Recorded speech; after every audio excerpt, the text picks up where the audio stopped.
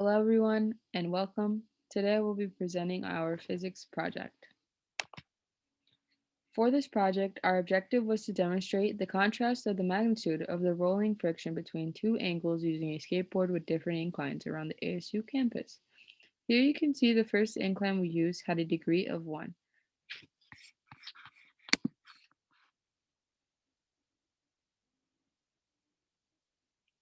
Using this recording, we then used the video analysis tool to analyze each video for the position and velocity.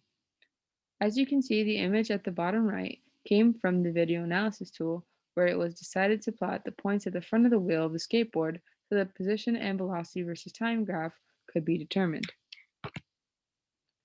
This is our first uh, position versus time graph um, of the video from the previous slide. This graph shows how far the skateboard went over time from its initial position.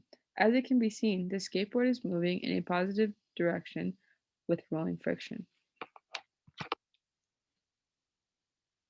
This is our velocity versus time graph that was determined using the video analysis tool. This graph shows how fast the skateboard was going over time. From the graph, it can be seen that the skateboard is experiencing a small but constant speed over time. The points that are below the linear line, however, resulted from the bumps the skateboard experienced on the ramp. But overall, the skateboard was maintaining a constant speed. As you can see, the observed acceleration is close to 0, which means that there was no acceleration and the skateboard reached terminal velocity. Here's the second incline we used for this project, and which had an angle of 20 degrees.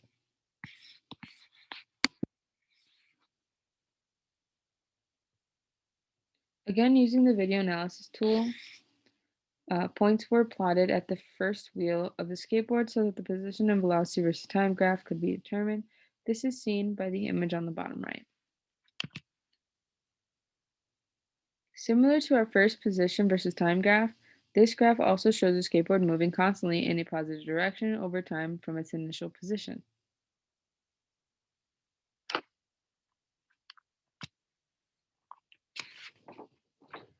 Likewise, the same trend can be seen for the velocity versus time graph to the first graph that was shown. Over time, the speed of the skateboard is showing a small but constant speed. Differently, this graph doesn't have as many points underneath the linear line, comparing it to the first velocity versus time graph. This is due to the skateboard not having as many interruptions like bumps from the ramp that it was rolled down on. After obtaining our graphs for both inclines, we then calculated the magnitude of the rolling friction.